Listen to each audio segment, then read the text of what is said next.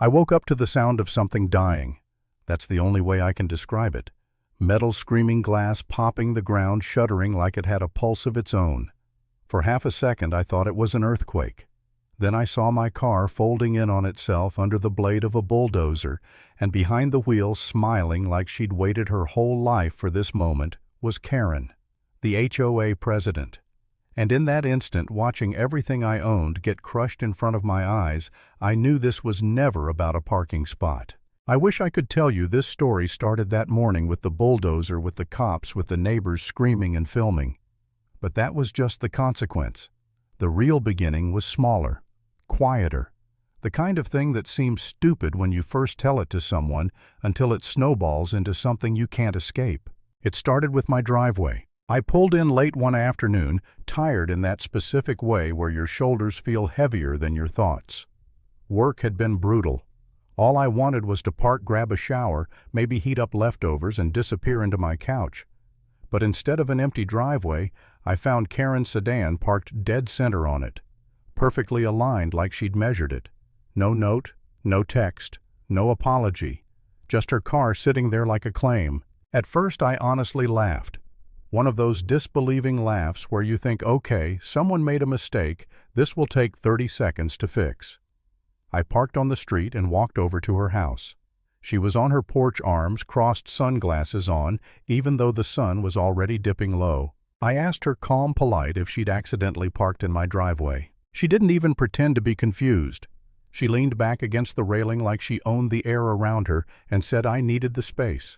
My driveway gets stale, like it was bread. I stared at her, waiting for the punchline that never came. I told her I needed access to my own driveway and asked her to move the car. That's when she smiled. Slow, sharp. The kind of smile people use when they think they've already won. She said, I'm the HOA president. She said it the way someone else might say, judge or king.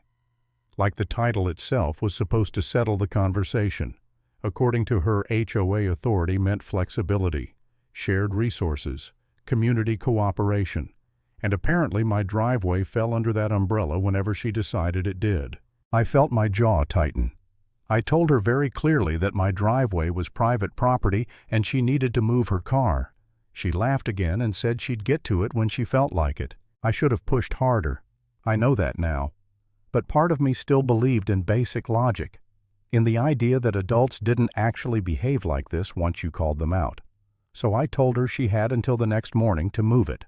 One day. That was me trying to be reasonable.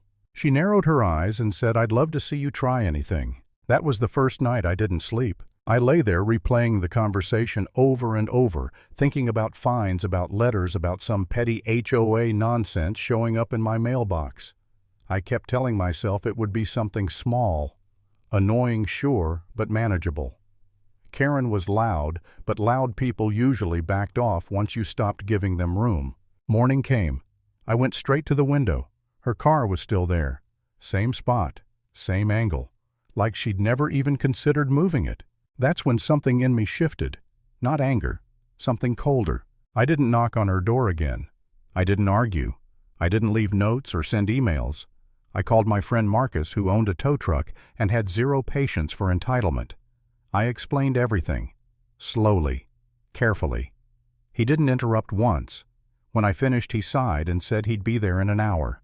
When the tow truck rolled in, we documented everything. Photos, video, timestamps, license plate, the exact position of the car on my property. I wasn't playing games.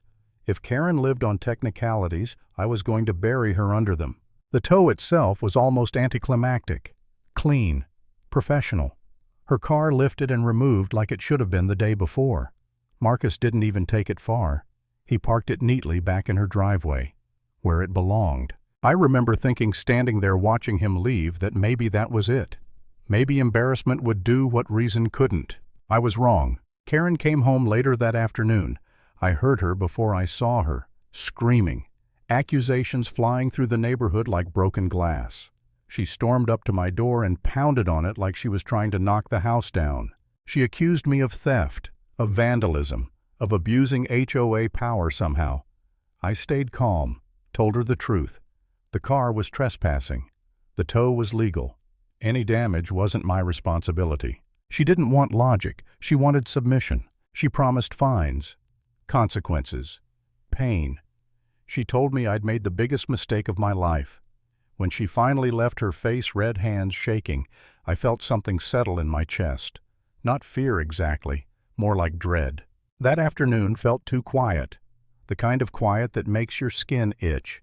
Sunlight stretched across the street. Birds chirped like nothing was wrong. I sat on my couch and told myself I was overreacting, that this was just HOA drama, petty, temporary. I fell asleep. The rumble woke me. Low, heavy, wrong. At first, my half-asleep brain tried to place it somewhere else.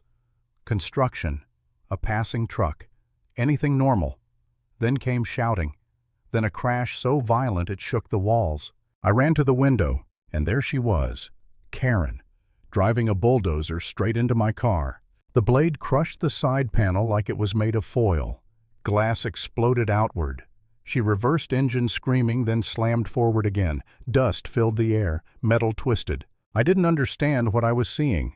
My brain kept trying to catch up, like if I stared long enough it would turn into something else, something less insane. I ran outside screaming for her to stop. Neighbors poured out of their houses, phones raised shouting. Karen didn't even look at them. She looked at me.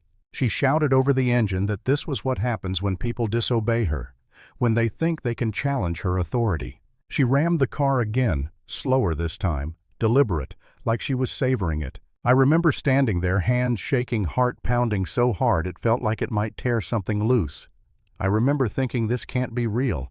This has to be some kind of nightmare. And then this is the part I don't like admitting. I felt small, watching my car get destroyed, knowing I couldn't physically stop her, knowing that no amount of yelling was going to change what was happening. Something inside me cracked. I wondered if I should have just let her park there, if this was somehow my fault, if standing up for myself had been a stupid, expensive mistake. For a moment I wanted to give up, to just let it happen, to deal with the mess later. Then I pulled out my phone. My hands were shaking, but I started recording. Everything. Her face, the bulldozer, the destruction. I called the police while filming, narrating what was happening like distance might protect me. Karen noticed and laughed, waved me off like none of it mattered, like she was untouchable. The sirens came faster than I expected. Lights cut through the dust. Officers jumped out, taking in the scene, the bulldozer, the wreckage. Karen still gripping the controls. They ordered her to shut it down. She argued, screamed about HOA authority, emergency enforcement, violations that didn't exist. I handed over my phone. Neighbors did the same, video after video, angle after angle. When they put the cuffs on her, her rage turned to panic. Real panic, the kind you can't fake away. She shouted threats as they led her to the cruiser, but they didn't land anymore. The aftermath was quiet, clinical. My car was a total loss. Estimates stacked up. Cleanup, towing, loss of use. Insurance refused to touch her because it was intentional. Court wasn't dramatic. It didn't need to be. The evidence spoke. She was charged, sentenced, ordered to pay restitution that swallowed everything she'd built her little empire on. The HOA removed her unanimously. Audits uncovered years of abuse, missing funds, falsified notices. The power she'd wielded so casually evaporated. When she came back months later, thinner, quieter, eyes down, no one moved aside for her. No one listened. My driveway stayed empty. And the lesson was simple: power only works if people believe in it.